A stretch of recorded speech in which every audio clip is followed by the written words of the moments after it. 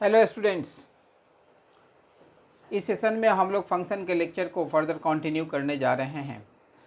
Previous session में हम लोगों ने डोमेन ऑफ फंक्शन पर वर्क किया था और इस सेशन में हम लोग रेंज ऑफ ए फंक्शन पर वर्क करने जा रहे हैं। तो चलिए मैं हेडिंग देने जा रहा हूँ range of a function. Range of a function y equals to F of X. मैंने प्रीवियस लेक्चर में रेंज के बारे में भी बताया था। मैं उस लाइन को फिर से कोट कर रहा हूँ कि रेंज कहते किसे हैं? The set of values of y for which x is defined। x is defined। Range में हम लोग y का सेट ऑफ वैल्यूज निकालते हैं जिसके लिए x डिफाइंड हो। रेंज डोमेन के रेस्पेक्ट में थोड़ा क्लमजी होता है क्योंकि ये बड़ा ही ब्रॉड एरिया को कवर करता है। जब भी हम लोग किसी फंक्शन के रेंज को फाइंड आउट करते हैं तो कुछ पॉइंट्स को आपने दिमाग में रखना होगा और वो सारा पॉइंट्स मैं यहाँ पर कोट करने जा रहा हूँ। तो points to remember, points to remember. जब भी आप रेंज के क्वेश्चन को सॉल्व करेंगे तो इन सारे पॉइंट्स को दिमाग में रखेंगे।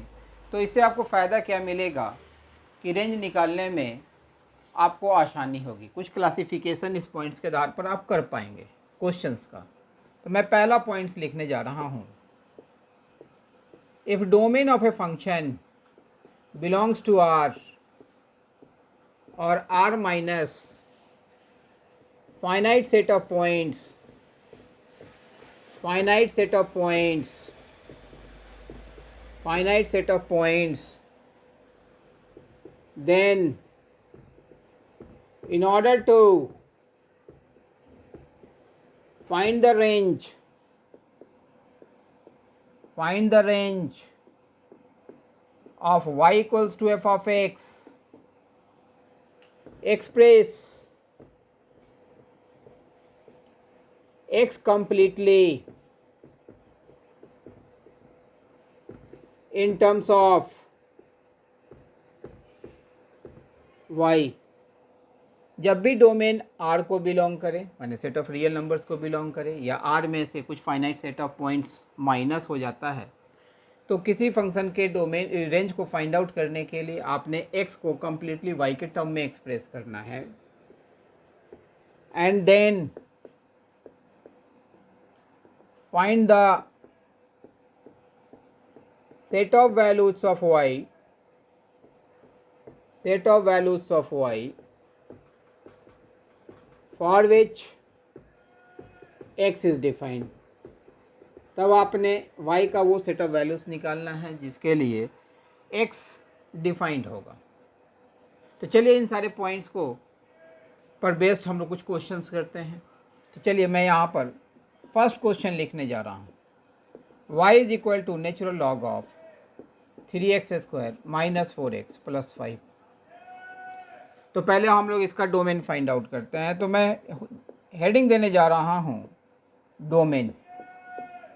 तो यहाँ पर y के डिफाइंड होने के लिए क्या कंडीशन है वो कंडीशन मैं लिखने जा रहा हूँ। For y to be defined 3x² minus 4x plus 5 must be greater than 0। Already हम लोग देख चुके हैं कि भाई इस लॉग का बेस जो है वो e है। बेस तो ऑलरेडी डिफाइंड है, नंबर जो होना चाहिए that must be greater than 0। तो चले हम लोग d फाइंड आउट करते हैं इसका। तो d देखिए तो b² minus 4ac that is equal to 16 minus 60 that is equal to minus 44 that is less than 0। d less than 0 है, इसीलिए 3x² माइनस 4x प्लस 5 का जो साइन होगा that will always be greater than 0 for all x belongs to R as coefficient of x² coefficient of x² that is equal to 3 is greater than 0। इसका मतलब यह हो गया कि भाई इस फंक्शन का जो डोमेन है that is the entire set of real number. अब इस फंक्शन का अगर हम लोग रेंज फाइंड आउट करते हैं तो चलिए, हम लोगों ने यहाँ पर फाइंड आउट कर लिया था इसका डोमेन, देखा कि भाई डोमेन जो है सो सेट ऑफ रियल नंबर को बिलोंग कर रहा है। तो रेंज फाइंड आउट करने के लिए x को कम्प्लीटली y के टर्म में एक्सप्रेस करना पड़ेगा। तो फिर से हम लोग इस फंक्शन को यहाँ पर लिखते हैं, natural log of 3x² minus 4x plus 5। इसको हम लोग फर्दर लिख सकते हैं y is equal to log of 3x² minus 4x plus 5 with respect to the base e। This can be further written as 3x² minus 4x plus 5 that is equal to e raised to the power y. 3x² minus 4x plus 5 minus e raised to the power y that is equal to 0. Now express x completely in terms of y. तो ये x के format में quadratic equation है, जैसे आप roots निकालते हैं पहले एक्सप्रेस कर लीजिए।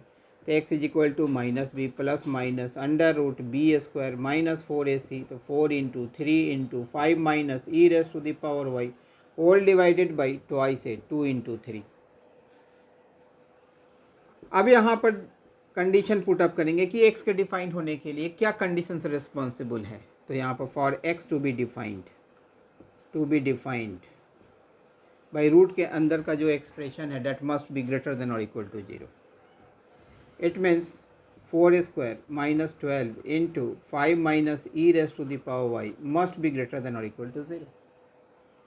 यहाँ से इसे फर्दर सिंप्लीफाई करेंगे, 4 कॉमन ले लेते हैं तो ये लिखा जाएगा 4 माइनस, यहाँ 3 बचेगा, 3 से मल्टीप्लाई करेंगे तो ये चलाएगा minus 15 plus 3 into E raise to the power Y that is greater than और इक्वल टू 0।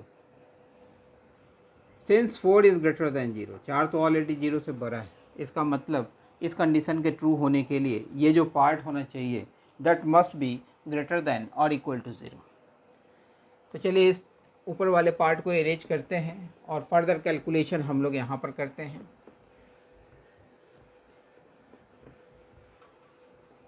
चलिए, तो यहाँ से हम लोग फर्दर लिख सकते हैं कि भाई this implies minus 11 plus 3 into E raise to the power y that is greater than or equal to 0। यहाँ से हम लोग फर्दर लिख सकते हैं 3 into E raise to the power Y is greater than और equal to 11। It means E raise to the power Y is greater than और equal to 11/3। Taking log on both sides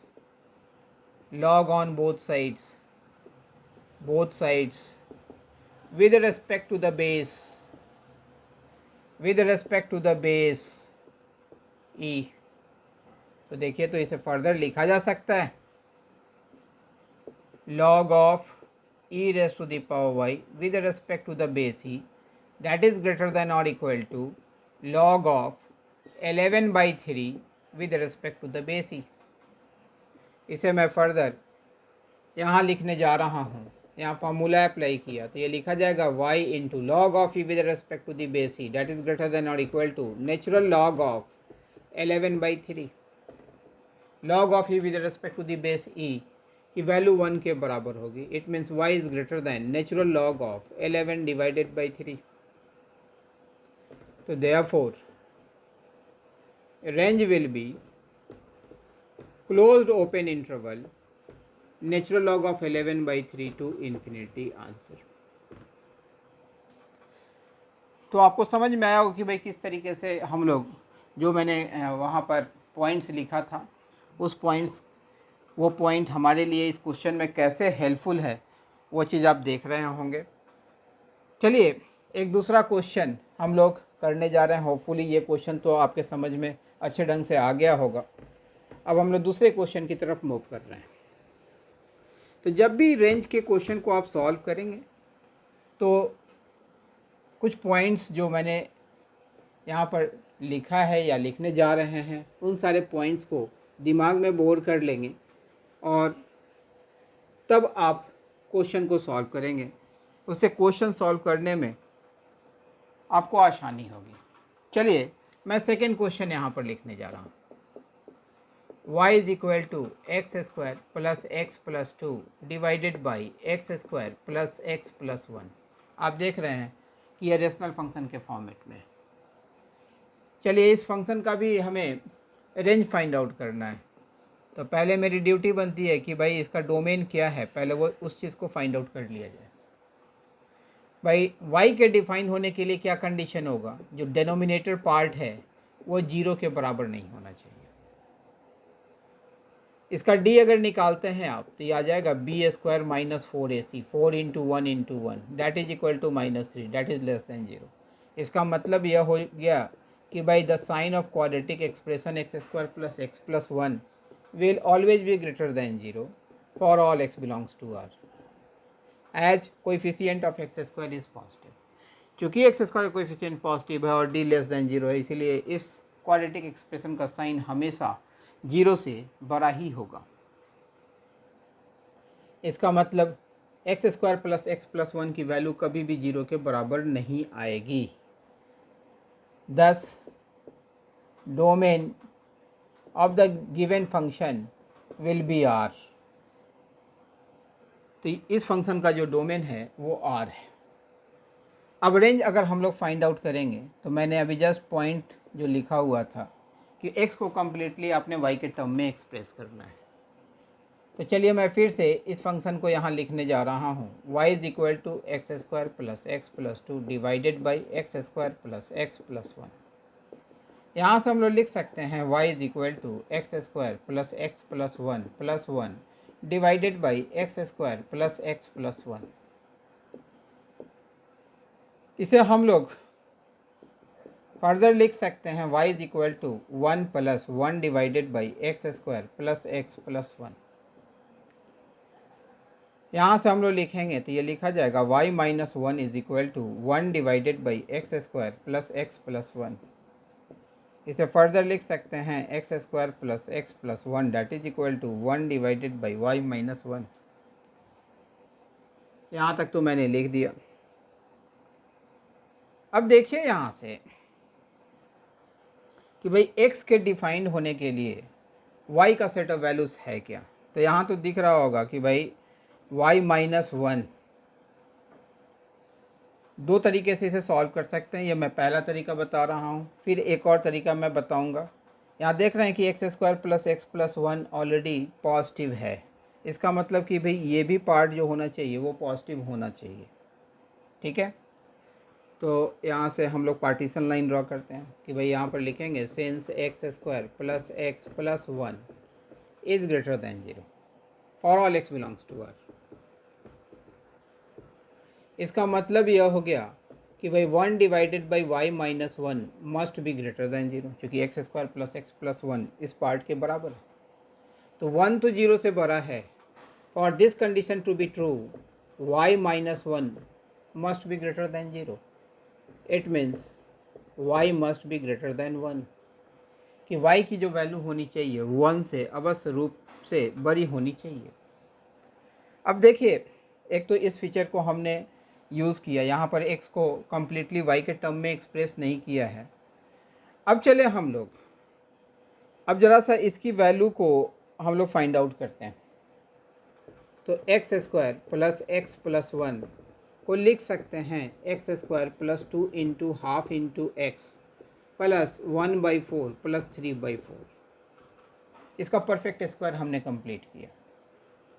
तो इसको लिखा जा सकता है x plus half whole raise to the power 2 plus 3/4। मैं यहाँ पर ये बता रहा हूँ कि देखिए सोचने का वेरिएशन, सोचने का तरीका क्या क्या हो सकता है, किस तरीके से रेंज के क्वेश्चंस को हम लोग हैंडल कर सकते हैं। तो चलिए यहाँ पर since x belongs to all R, already हम लोग यहाँ देख चुके हैं कि डोमेन जो है entire set of real number. इसका मतलब x जो है सो रियल नंबर पर सारी वैल्यू लेने के लिए इंडिपेंडेंट। तो therefore x plus 1/2 whole raise to the power 2 will always be greater than 0 for all x belongs to R. Adding 3/4 on both sides, तो देखिए तो x plus half whole raise to the power 2 plus 3/4 must be greater than or equal to 3/4 for all x belongs to R. It means x square plus x plus 1 is greater than or equal to 3/4 for all x belongs to R. और x square plus x plus 1 है क्या? That is 1 upon y minus 1. It means 1 upon y minus 1 is greater than or equal to 3/4.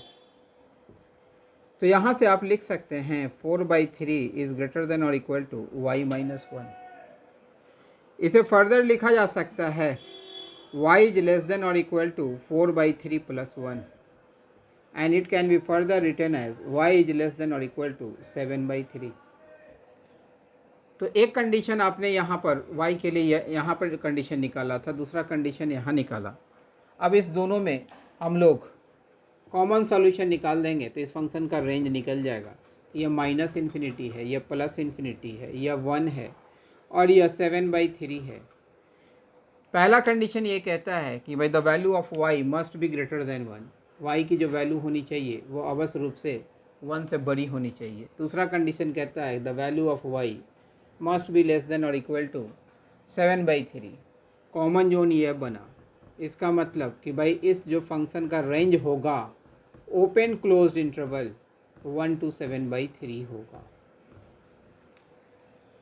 तो चलिए इस यहाँ पर range को find out करने में थोड़ा मैंने ट्रेंड चेंज कर दिया है कि इस तरीके से भी रेंज, जब फंक्शन का रेंज निकालते हैं तो इस तरीके से भी हम लोग सोचते हैं. जो प्रीवियस जो मेथड हम लोगों ने अडॉप्ट किया था उस मेथड से भी अगर सॉल्व करेंगे तो you will find the same range. तो चलिए उस मेथड से अब इस रेंज हम लोग फिर से फाइंड आउट करते हैं. होपफुली ये जो तरीका है ये भी तरीका आपको समझ में आया होगा. ठीक है, तो चलिए इस पार्ट को एरेंज करते हैं और जो मैंने वहाँ पॉइंट्स लिखवाया था उस पॉइंट्स को यूज करते हुए फंक्शन का रेंज यहाँ पर निकालते हैं. तो चलें, तो मैंने वहाँ पर बताया था कि भाई if domain belongs to R और R minus finite set of points, then for finding range of such functions you have to express x completely in terms of y. तो चलिए यहाँ पर x को completely y के terms में express कीजिए. तो x square y plus x y plus y that is equal to x square plus x plus 2. सारे टर्म को एक तरफ ट्रांसफ़र कीजिए. तो x square into Y minus 1 plus y minus 1 into x plus y minus 2 that is equal to 0. यहाँ देख रहे हैं कि x के फॉर्मेट में क्वाड्रेटिक इक्वेशन का फॉर्मेशन हुआ. Since x belongs to all r, x जो है सो रियल नंबर के सेट को बिलोंग कर रहा है, हमने ऊपर फाइंड आउट किया हुआ है. इट मीन्स x को अगर हम लोग कम्प्लीटली y के टर्म में एक्सप्रेस करेंगे तो ये क्या लिखा जाएगा, minus B plus minus under root B square minus 4ac whole divided by twice A, तो 2 whole into Y minus 1. X को कम्प्लीटली वाई के टर्म में हमने एक्सप्रेस कर दिया. अब देखिए इसको थोड़ा सा और सिंप्लीफाइड मोड में लिख लें. तो x is equal to minus of y minus 1 plus minus under root y minus 1 हम लोग कॉमन ले लेते हैं. तो यहाँ से वाई माइनस 1 तो आएगा ही आएगा, वाई माइनस 1 और माइनस 4 से यह मल्टीप्लाई हो जाएगा वाई माइनस 2 में. तो ये लिखा जाएगा minus 4y plus 8, small bracket के अंदर ही लिखते हैं, और whole divided by 2 whole into Y minus 1. इसको हम लोग फर्दर लिख सकते हैं x is equal to minus of y minus 1 plus minus under root y minus 1 into 7 minus 3y whole divided by 2 whole into Y minus 1.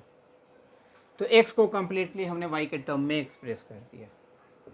अब x के defined होने के लिए, for x to be defined, क्या क्या conditions responsible होंगे, उन सारे कंडीशंस को हम लोग यहाँ पर लिखने जा रहे हैं. तो the first condition is y minus 1 into 7 minus 3y must be greater than और equal to 0. This one is the first condition. And the second condition, is y minus one is not zero, चूँकि denominator position में। तो यहाँ से जो आया y is not equal to one, तो एक सॉल्यूशन तो यहाँ से हम लोग ला चुके। और यहाँ देख रहे हैं कि जो दो लीनियर फैक्टर का मल्टीप्लिकेशन है, अर्थात हम लोग यहाँ पर sign of quadratic expression apply करेंगे। इसका d ग्रेटर दैन जीरो है, इसके जो रूट्स हैं उस रूट्स को यहाँ पर मार्क करेंगे।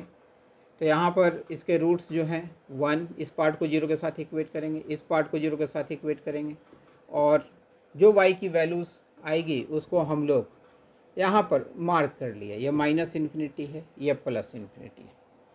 अगर हम लोग इस क्वाड्रेटिक एक्सप्रेशन का साइन निकालेंगे, यहाँ से बैरियर लाइन ड्रॉ कर दिया, ये y की वैल्यू है, y को हम लोग रेड से लिख देते हैं ताकि डिफरेंशिएट आप कर सकें। अब यहाँ पर sign of y minus one into 7 minus 3y, इस चीज़ को फाइंड आउट करते हैं। यहाँ देख रहे हैं कि वाई स्क्वायर का कोएफिशिएंट निगेटिव है, तो इन बिटवीन 1 एंड 7/3 इस एक्सप्रेशन का साइन पॉजिटिव होगा, इधर निगेटिव होगा, इधर भी निगेटिव होगा। यहाँ पर कंडीशन ये कहा जा रहा है कि y minus one into 7 minus 3y must be greater than और इक्वल टू 0, अर्थात 0 के बराबर 1 पर, 7/3 पर, एंड इन बिटवीन 1 एंड 7/3 इस एक्सप्रेशन का साइन पॉजिटिव होगा। तो इसके करस्पॉन्डिंग y का जो सॉल्यूशन सेट आया क्लोज्ड इंटरवल 1 to 7/3, तो एक सॉल्यूशन यहाँ पर आया, दूसरा सॉल्यूशन यहाँ पे आया। इस दोनों सॉल्यूशन में अब हम लोग कॉमन सॉल्यूशन को फाइंड आउट करेंगे। तो चलिए इसके लिए एक रियल नंबर लाइन ड्रॉ कर रहे हैं, या 1 है या 7/3 है। ये सॉल्यूशन कहता है कि भाई y की वैल्यू 1 के बराबर नहीं है, अर्थात 1 के अलावा ये सारी वैल्यू को लेने के लिए इंडिपेंडेंट है। तो 1 को छोड़ेगा, इसके राइट साइड की सारी वैल्यू को लेगा, इसके लेफ़्ट साइड की सारी वैल्यू को लेगा। दूसरा जो कंडीशन है ये कहता है कि it will take all the values in the closed interval 1 to 7/3। दोनों में जो कॉमन सॉल्यूशन सेट है वो दिख रहा होगा, तो आप यहाँ से लिख देंगे कि भाई range equals to open closed interval 1 to 7/3। तो आपने देखा कि जो प्रीवियस मैंने मेथड अप्लाई किया था उससे भी हम लोग फंक्शन का रेंज फाइंड आउट किए, तो वो भी यही आया था। और जो मैंने पॉइंट्स लिखवाया था कि भाई जब भी डोमेन आर को बिलोंग करे या आर में से कोई set finite set of points अगर माइनस हो रहा हो, तो रेंज को निकालने के लिए एक्स को कम्प्लीटली वाई के टर्म में एक्सप्रेस करना, जैसे मैंने एक्सप्रेस किया है। और फिर एक्स के डिफाइन होने के लिए जो कंडीशंस रिस्पॉन्सिबल होंगे उसके करस्पॉन्डिंग वाई का सेट ऑफ वैल्यूज़ निकाल दीजिएगा, तो उस फंक्शन का रेंज निकल जाएगा।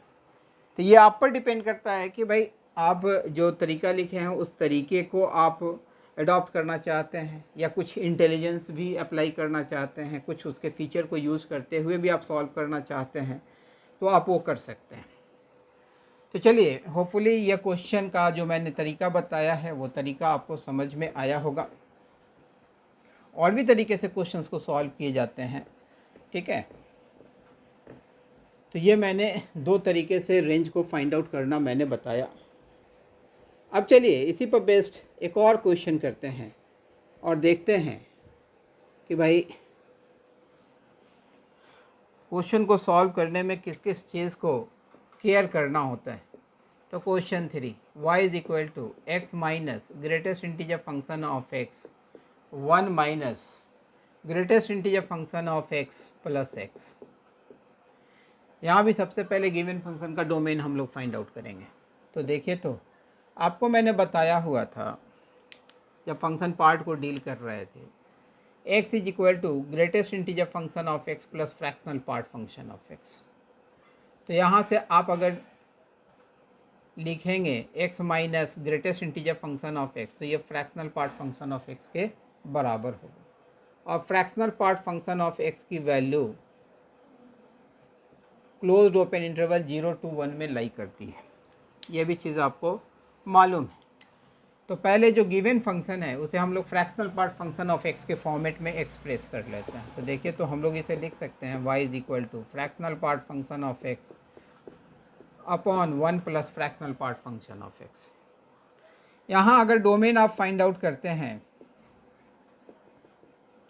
तो y के डिफाइन होने के लिए बस एक ही कंडीशन रिस्पॉन्सिबल होगा for y to be defined, one plus fractional part function of x is not equal to 0। तो आपको तो ये मालूम है ही कि भाई fractional part function of x जो है that always lies in between closed open interval 0 to 1। तो 1 plus fractional part function of x is always greater than और इक्वल टू 1 लेस देन 2। इसका मतलब कि भाई therefore 1 plus fractional part function of x is not equals to 0 is true for all x belongs to R. आप देख रहे होंगे कि 1 plus fractional part function of x की मिनिमम वैल्यू 1 है और सारी वैल्यू 1 से बड़ी है लेकिन 2 से छोटी है, तो भाई इसकी वैल्यू तो कभी 0 के बराबर आएगी ही नहीं। इसका मतलब कि x के सारे रियल वैल्यू के लिए ये फंक्शन जो है डिफाइंड है, y डिफाइंड है। इसका मतलब कि भाई डोमेन इस फंक्शन का जो होगा entire set of real number. अब चलिए हम लोग रेंज को फाइंड आउट करते हैं। तो रेंज को अगर हम लोग फाइंड आउट करेंगे तो x को कम्प्लीटली y के टर्म में एक्सप्रेस करेंगे। तो देखिए y is equal to fractional part function of x upon 1 plus fractional part function of x। इसे हम लोग फर्दर लिख सकते हैं 1 plus fractional part function of x upon fractional part function of x that is equal to 1/y। अब इसे divide करते हैं, स्प्लिट कर लेते हैं, तो इसे लिखा जा सकता है 1/y। इसको फर्दर लिख सकते हैं 1 upon fractional part function of x is equal to 1/y minus 1। It means 1 minus y divided by y. यहाँ से हम लोग लिखेंगे fractional part function of x equals to y divided by 1 minus y. तो हमने fractional part function of x को completely y के term में एक्सप्रेस कर लिया। अब देखिए यहाँ पर इसका बैरियर मालूम है। तो इस तरीके का फंक्शन जिसमें कि फ्रैक्शनल पार्ट फंक्शन अगर यूज हो जाता है तो ये बैरियर बड़ा हेल्पफुल होता है। तो यहाँ पर हम लोग लिखेंगे कि भाई since fractional part function of x always lies in between closed open interval 0 to 1, this further implies y upon 1 minus y is greater than और इक्वल टू 0 लेस देन 1। तो यहाँ एक इन इक्वेशन ये बना, दूसरा इन इक्वेशन ये बना, तीसरा इन इक्वेशन ये बना। तो यह जो इन इक्वेशन है ये तो यूनिवर्सली ट्रू है ही, हमें इस इन इक्वेशन और इस इन इक्वेशन को सॉल्व करने की आवश्यकता है। तो चलिए सबसे पहले इस पार्ट को हम लोग सॉल्व करते हैं कि y upon 1 minus y is greater than और इक्वल टू 0। इसे सॉल्व करते हैं। तो मैंने बताया हुआ था कि जब भी रेशनल फॉर्मेट में फंक्शंस दिए हुए हों और ग्रेटर देन और इक्वल टू 0 और लेस देन और इक्वल टू 0 इस तरीके का कोई इन इक्वेशन आप सॉल्व कर रहे हो तो ऐसा नहीं कीजिएगा इसके डेनोमिनेटर पार्ट को 0 से मल्टीप्लाई करके 0 कर दीजिएगा, नहीं, दोनों का इंडिविजुअली साइन स्कीम निकालिएगा आप। फिर इस दोनों का कंबाइंड साइन निकालेंगे। पहले इस पार्ट को 0 के साथ इक्वेट करेंगे, रियल नंबर लाइन पर मार्क करेंगे y की वैल्यू को। इस पार्ट को 0 के साथ इक्वेट करेंगे, इसकी वैल्यू भी मार्क करेंगे। यह माइनस इन्फिनिटी है, यह प्लस इन्फिनिटी है। यहाँ से बैरियर लाइन ड्रॉ करेंगे और हम लोग साइन निकालेंगे। यहाँ पर sign of s dot o का मतलब sign of y, sign of 1 minus y and lastly sign of y upon 1 minus y. इसका साइन निकालेंगे।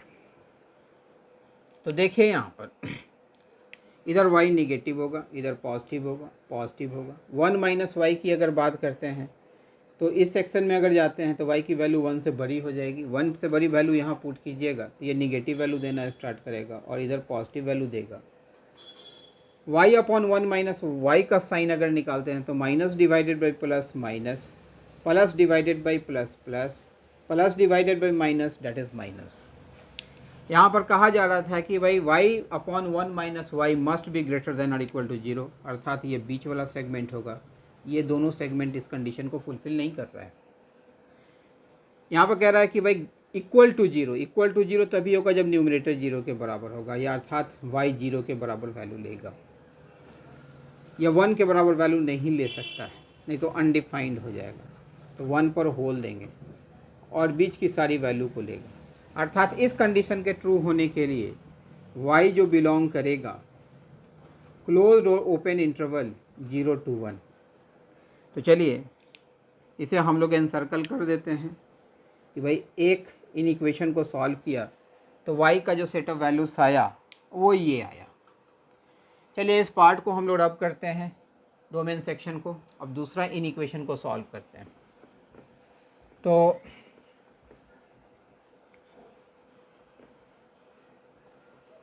अब हम लोग दूसरे इन इक्वेशन को सॉल्व कर रहे हैं, that is y upon 1 minus y is less than 1।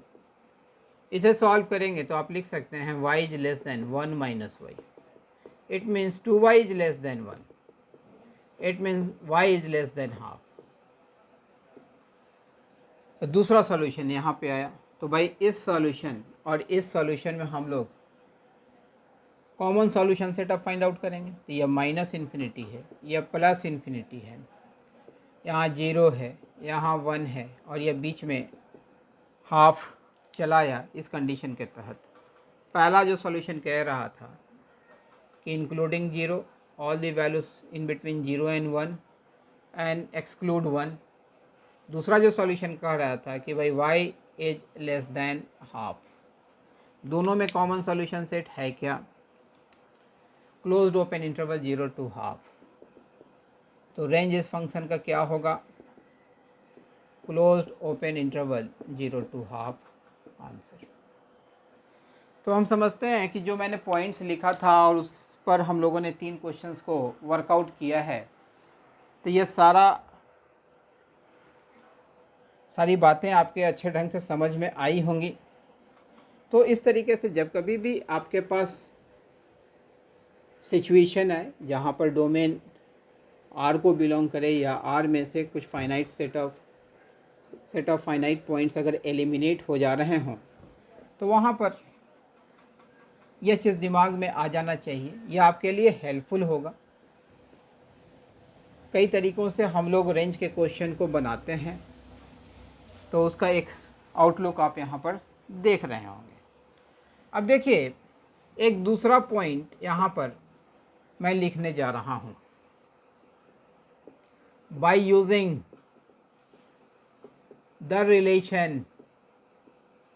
Relation arithmetic mean is greater than और equal to geometric mean is greater than और इक्वल टू हार्मोनिक मीन। ये बड़ा ही मेजर कॉन्सेप्ट है। रेंज के एवेल्युएशन में इस रिलेशन को हम लोग यूज करते हैं, किस तरीके के क्वेश्चन में यूज़ करते हैं वो भी चीज़ हम लोग यहाँ पर देखेंगे। तो पहले मैं बता देता हूँ कि अर्थमेटिक मीन है क्या, ज्योमेट्रिक मीन है क्या, और हार्मोनिक मीन है क्या। ए और बी कोई दो डेटा आइटम्स है, इसके बीच में अगर हम लोग एक डेटा आइटम ए प्लेस करते हैं, अगर यह ए पी को फॉर्म करेगा तो ए को ए और बी का सिंगल अर्थमेटिक मीन बोलते हैं। ए पी का तो यह नेचर होता है कि भाई कॉमन डिफरेंस कांस्टेंट होता है। तो यहाँ से 2a इज इक्वल टू आप लिखेंगे a प्लस बी, तो a लिखा जाएगा a plus b by 2। a को ही अर्थमेटिक मीन हम लोग कहते हैं। अर्थमेटिक मीन मैंने ब्रीफ में लिख दिया है अर्थमेटिक मीन, तो यह सिंगल अर्थमेटिक मीन हुआ। ठीक उसी तरीके से अगर जीएम की बात करते हैं, ज्योमेट्रिक मीन की बात करते हैं, तो ए और बी के बीच में अगर हम लोग सिंगल डेटा आइटम जी पुट करते हैं, अगर ये ज्योमेट्रिक प्रोग्रेशन को फॉर्म करता हो तो जी को ए और बी का सिंगल ज्योमेट्रिक मीन बोलते हैं। ज्योमेट्रिक प्रोग्रेशन का यह फीचर होता है कि भाई कॉमन रेशियो कांस्टेंट होता है, अर्थात जी को ए से डिवाइड करेंगे और बी को जी से डिवाइड करेंगे, you will find the same common ratio. इसका मतलब जी स्क्वायर जो होगा वो ए बी के बराबर होगा, अर्थात G is equal to under root A B. अर्थात ए और बी के बीच का अगर सिंगल ज्योमेट्रिक मीन निकालना होगा तो इस दोनों को मल्टीप्लाई कर देना, उसका स्क्वायर रूट फाइंड आउट कर लेंगे तो वो सिंगल ज्योमेट्रिक मीन दे देगा। तो चलिए इसे भी हम लोग लिख देते हैं इन ब्रीफ ज्योमेट्रिक मीन। ठीक उसी तरीके से एक हार्मोनिक मीन की बात की जा रही है। ये कहता है कि भाई ए और बी के बीच में अगर हम लोग single data item H put करते हैं और एच पी का फॉर्मेशन होता है तो एच को ए और बी का सिंगल हार्मोनिक मीन बोलते हैं। अर्थात इसका जो रेसिप्रोकल होगा वह ए पी में होगा। इसका मतलब यह हो गया कि 1/h minus 1/a that is equal to 1/b minus 1/h। इसे सिंप्लीफाई कीजिएगा तो h जो होगा वो twice a b upon a plus b के बराबर होगा। यही h हार्मोनिक मीन कहा जाता है। तो आपको अर्थमेटिक मीन, ज्योमेट्रिक मीन और हार्मोनिक मीन तो समझ में आ गया होगा। अब इसके बीच में ये जो रिलेशन है, ये रिलेशन कैसे आया है उसको भी मैं यहाँ पर डील कर रहा हूँ। तो ज़रा देखिए यहाँ पर हार्मोनिक मीन का जो आउटकम आया है वह twice a b upon a plus b. तो देखिए तो इसे लिख सकते हैं a b upon a plus b by 2 लिखा जा सकता है। ए बी को यहाँ से लिखेंगे तो ये लिखा जाएगा जी स्क्वायर और ए प्लस बी बाई 2 ये अर्थमेटिक मीन होगा ना। तो यहाँ से लिखा जा सकता है G square is equal to A into H. अर्थात ए और बी के बीच में अगर हम लोग ज्योमेट्रिक मीन को प्लेस कर रहे हैं, हार्मोनिक मीन को प्लेस कर रहे हैं और अर्थमेटिक मीन को प्लेस कर रहे हैं तो ज्योमेट्रिक मीन का स्क्वायर जो होगा वो अर्थमेटिक मीन और हार्मोनिक मीन के प्रोडक्ट के बराबर होगा। ये भी बड़ा इंपॉर्टेंट रिलेशन है, ये तो अलजेब्रा में यूज़ करेंगे लेकिन चूंकि यहाँ पर डील कर रहे हैं तो ये बता देना ज़रूरी है। अब ज़रा देखिए यहाँ से a minus G find out कीजिए। तो यहाँ पर लिख सकते हैं a plus b by 2 minus under root A b. तो इसे लिखा जा सकता है a plus b minus 2 under root A b divided by 2। इसे हम लोग फर्दर लिख सकते हैं a minus G that is equal to under root a minus under root b whole raised to the power 2 divided by 2।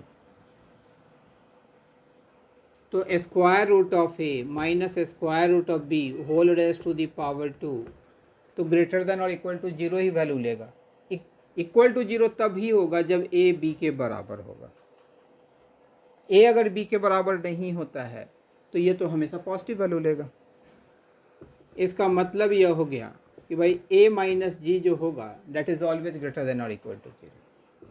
It means arithmetic mean is greater than और equal to geometric mean. तो यहाँ से देखिए 2 points आपके पास आया कि भाई arithmetic mean geometric mean से बड़ा तभी होगा जब ए बी के बराबर ना हो और अर्थमेटिक मीन ज्योमेट्रिक मीन के बराबर तब होगा if a equals to b, यदि ए बी के बराबर होगा। अर्थात जो दो डेटा आइटम्स ए और बी है वो अगर बराबर होंगे तो अर्थमेटिक मीन और ज्योमेट्रिक मीन आपस में इक्वल होंगे। अब चलिए यहाँ से कि arithmetic mean upon geometric mean का रेशियो अगर निकालते हैं दैट इज ग्रेटर देन और इक्वल टू 1। ये रिलेशन आप देख रहे हैं। तो G square is equal to A into H.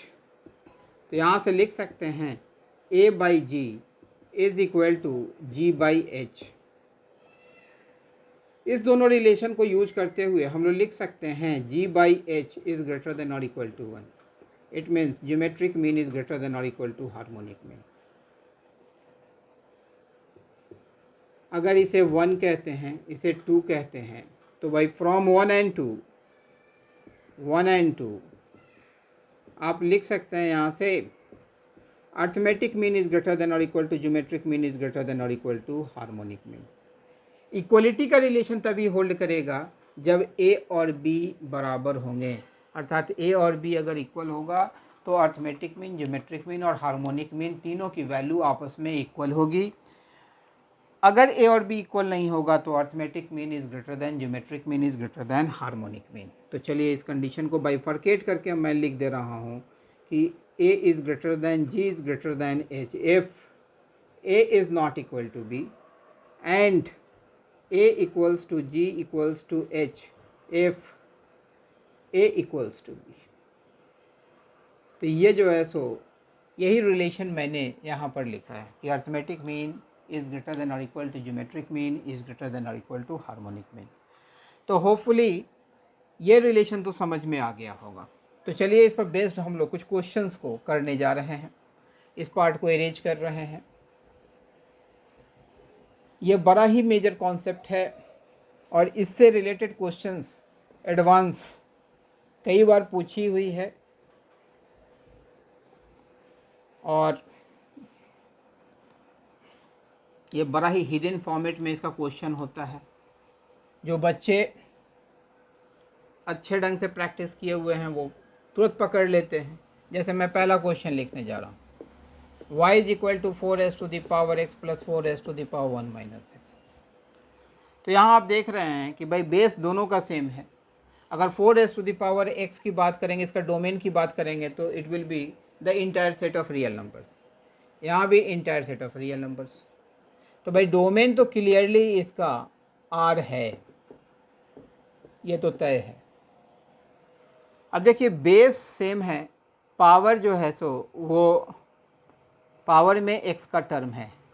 Even ये भी देख रहे हैं कि अगर इस दोनों को मल्टीप्लाई कर देंगे तो ये कांस्टेंट वैल्यू देने लग जाएगा, पावर जुड़ जाएगा, x प्लस 1 माइनस एक्स 1 के बराबर आ जाएगा।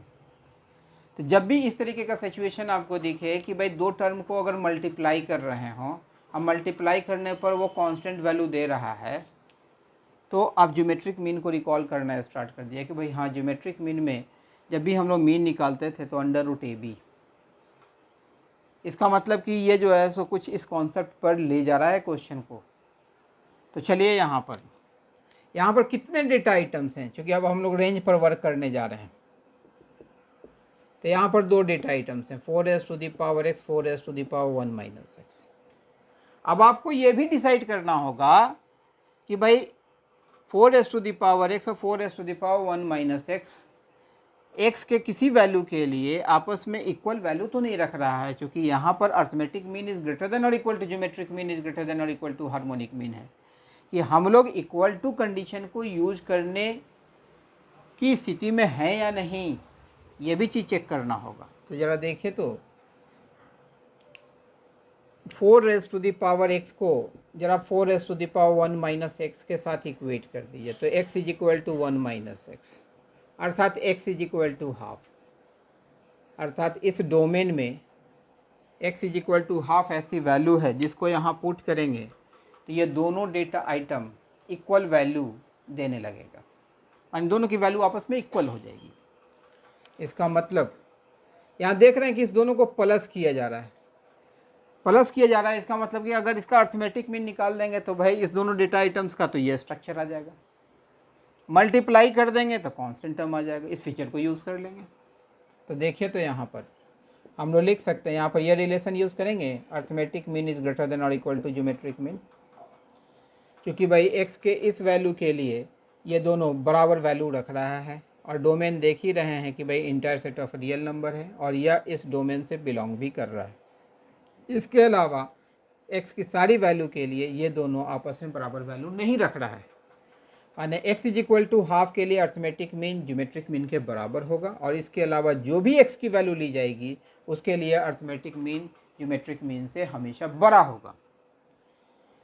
अब देखिए यहाँ पर 4s to the power x plus 4s to the power 1 minus x का अर्थमेटिक मीन लिखेंगे तो ये लिखेंगे, दैट इज ग्रेटर देन और इक्वल टू। ज्योमेट्रिक मीन अगर लिखते हैं तो 4s to the power x 4s to the power 1 minus x race to the power half. अभी जस्ट आपने देखा था square root of a B.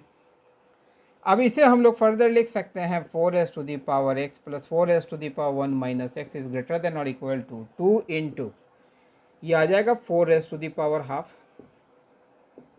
इसे फर्दर लिखा जा सकता है तो 4s to the power x plus 4s to the power 1 minus x तो y ही है, y इज ग्रेटर देन और equal to 2 into 2, it means y is greater than और इक्वल टू 4। इसका मतलब इस फंक्शन का जो रेंज होगा that is closed open interval 4 to infinity. तो मैं समझता हूँ कि मैंने जो ये सारी चीज़ें डील की हैं और इसमें जो पॉइंट्स मैंने बताए हैं वो पॉइंट्स आपके समझ में आया होगा। ये बड़ा ही मेजर पार्ट है जिससे कि कलमजी दिखने वाले क्वेश्चंस को आप इजीली सॉल्व कर सकते हैं। जैसे मैं एक और क्वेश्चन देने जा रहा हूँ, क्वेश्चन नंबर 2। जैसे y is equal to 4s to the power x plus 8s to the power x plus 4s to the power 1 minus x plus 8s to the power minus x plus 3 suppose कर लीजिए। अब इसका range निकाला जाना है, तो ज़रा देखिए। तो अभी जस्ट सारी चीज़ को हम लोग यहाँ पर डील कर चुके हैं, सारी चीज़ें कहने की आवश्यकता नहीं है, पहले इस दोनों टर्म को ले लेते हैं। तो 4s to the power X plus 4s to the power 1 minus X by 2 that is greater than और equal to 4s to the power X into 4s to the power 1 minus x race to the power half. It means 4s to the power X plus 4s to the power 1 minus x is greater than और equal to 4। अभी just मैंने यहाँ निकाला भी है, इसलिए हम लोग तो यहाँ डायरेक्ट ही लिख सकते हैं। Similarly 8 raised to the power x plus 8 raised to the power minus x by 2 is greater than or equal to 8 raised to the power x into 8 raised to the power minus x raised to the power half. It means 8 raised to the power x plus 8 raised to the power minus x is greater than or equal to 2. इसे first equation कहिए, इसे second equation कहिए। इस दोनों को add कर दीजिए, adding 1 and 2। तो देखिए तो 4s to the power x plus 4s to the power 1 minus x plus 8 raised to the power x plus 8 raised to the power minus x is greater than और equal to 6। लेकिन y तो इसमें plus 3 भी add करना होगा, y तो इस पूरे के बराबर है। अब इसे मैं ऐड कर देते हैं, एडिंग 3 ऑन बोथ साइड्स। तो इसे लिखा जाएगा 4s to the power x plus 4s to the power 1 minus x plus 8 raised to the power x plus 8 raised to the power minus x plus 3 is greater than और equal to 9। और ये part है क्या? That is y। It means y is greater than और equal to 9। तो देखिए तो कितना इजीली इस फंक्शन का रेंज निकल गया, that is closed open interval 9 to infinity। तो होपफुली ये जो कॉन्सेप्ट मैंने बताया वो आपके समझ में अच्छे ढंग से आ गई होगी। अब चलिए तीसरे पॉइंट को हम लोग डील करते हैं, इस पार्ट को रब करते हैं और तीसरे पॉइंट को भी यहाँ पर डील करते हैं। तो कुछ पार्ट मैं अगले क्लास में डील करूँगा।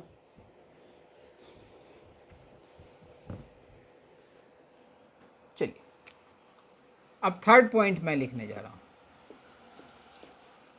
यूज द फॉलोइंग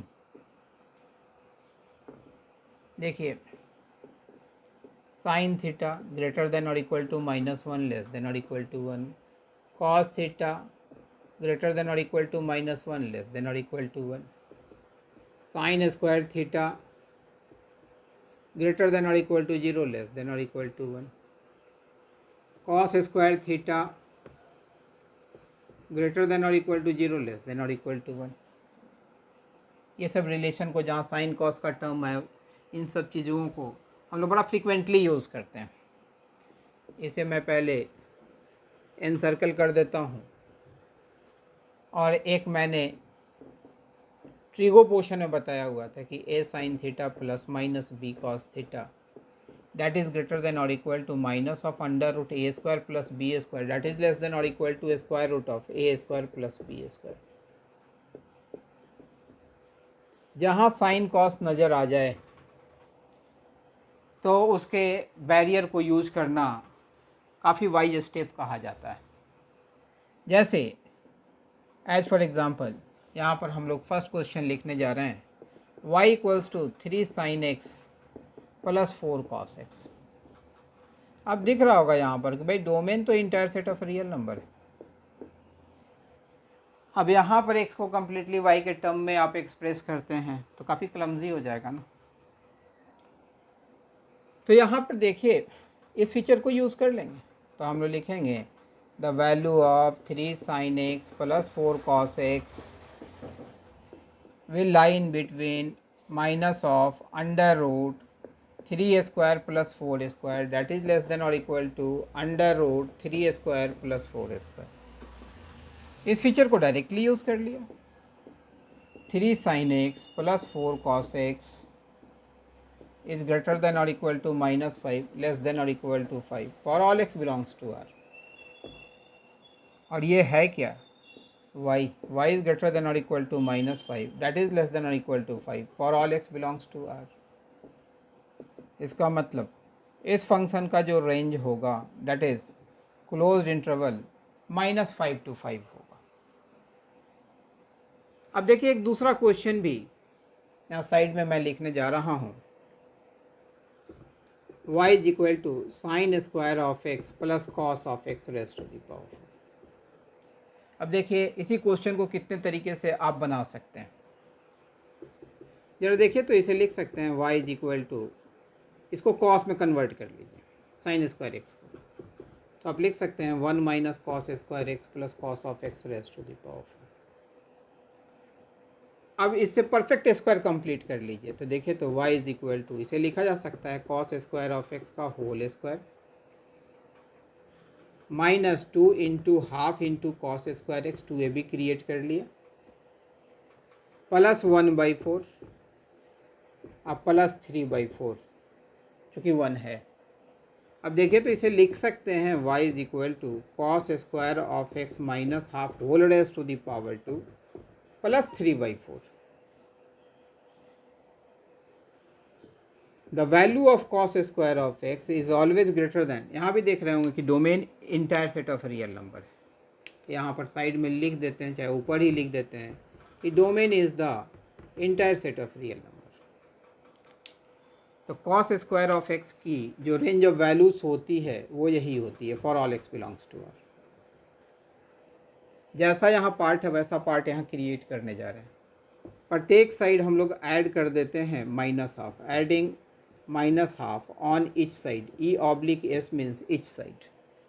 तो देखिए तो ये लिखा जाएगा minus half is less than cos square of x minus half is less than half होगा।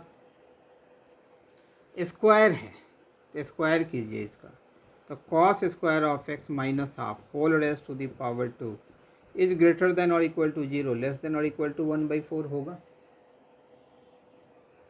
अब इसमें 3/4 ऐड किया गया है, तो हम लोग प्रत्येक साइड 3/4 ऐड करने जा रहे हैं। तो चलिए इस पार्ट को हम लोग अरेंज करते हैं।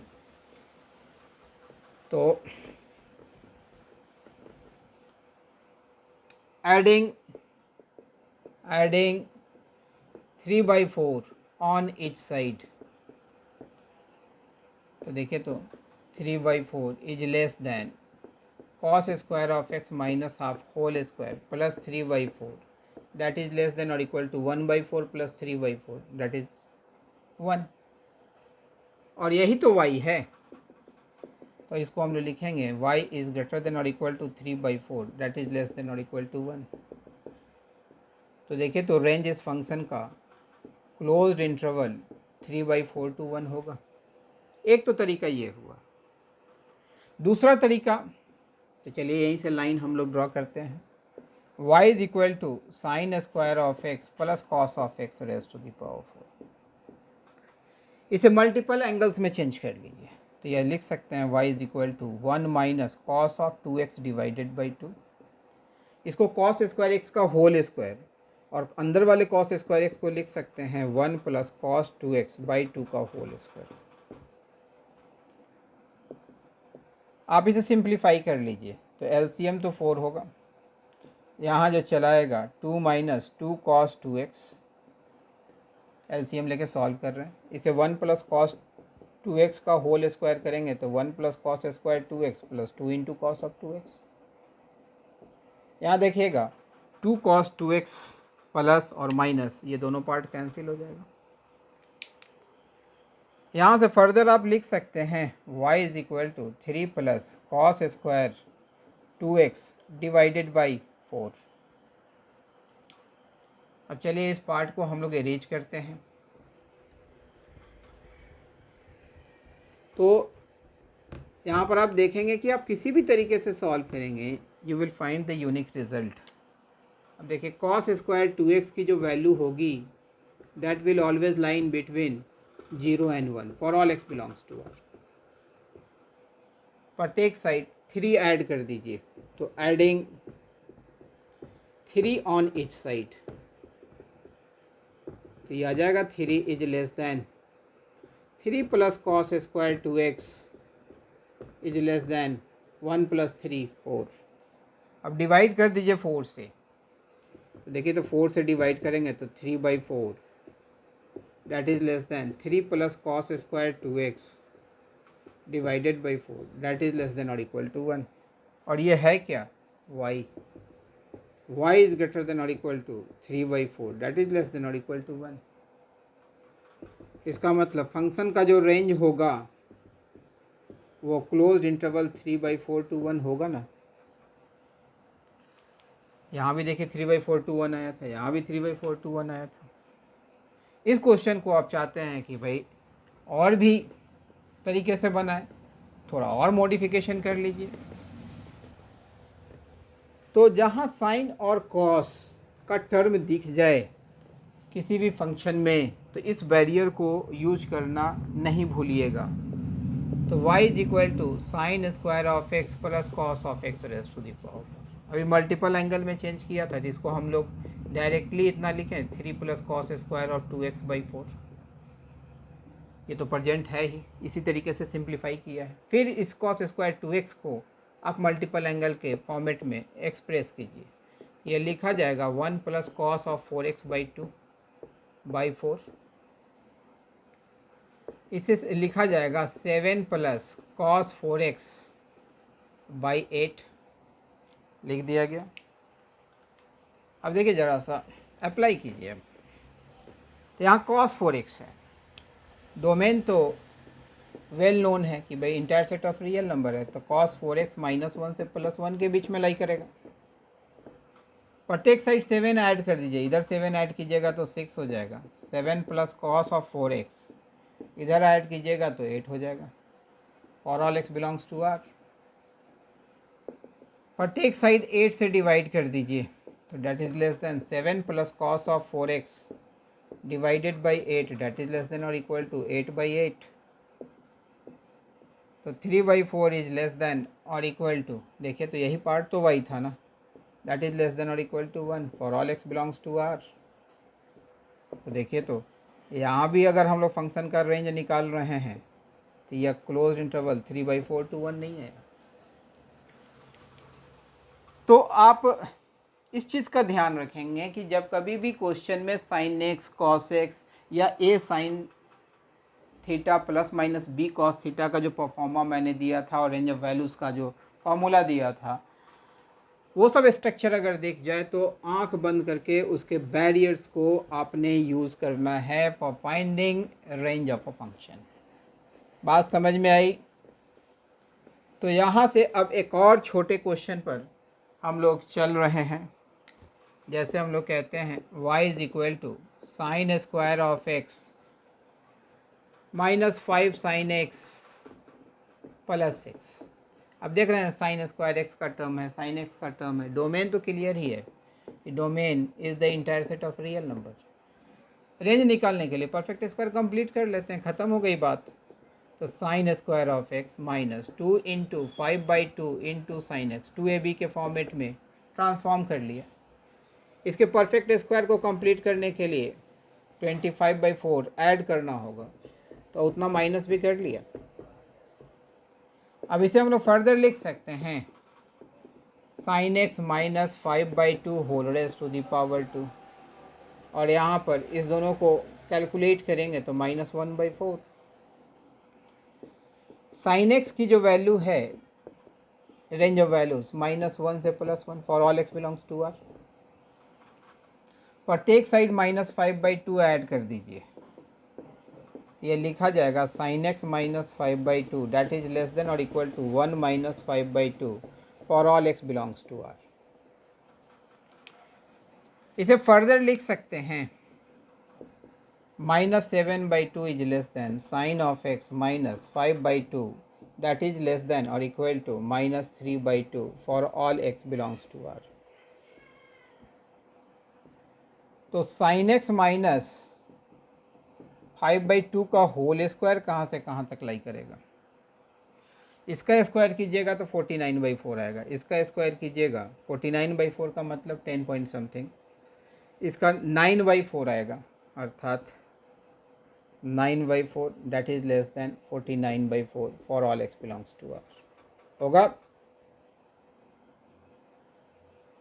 यहाँ तक का वर्क कर चुके हैं। अब -1/4 प्रत्येक साइड ऐड कर देते हैं, तो 9/4 -1/4, ताकि इसको हम लोग y के फॉर्मेट में लिख सकें, इसीलिए ऐसा करते हैं।